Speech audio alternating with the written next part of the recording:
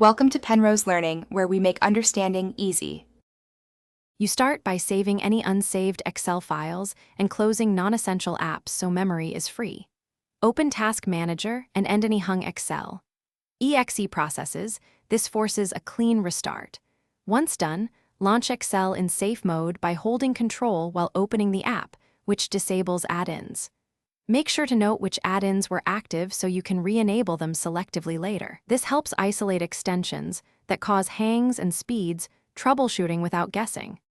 You now focus on the file and application integrity. Open problematic workbooks with File Open Browse and choose Open and Repair to recover corrupted content. If Excel still freezes, run Quick Repair via Programs and Features. If that fails, run Online Repair to reinstall Office components. While repairs run, inspect spreadsheets for volatile formulas like indirect or many array calculations and external links that may hang. Reducing these often restores responsiveness. Once repairs complete, test opening files again before re-enabling add-ins. You finish by optimizing settings and verifying system updates. Install the latest Office and Windows updates and update graphics drivers because outdated drivers can cause freezes. If problems persist, disable hardware graphics acceleration in Excel options to rule out GPU rendering issues.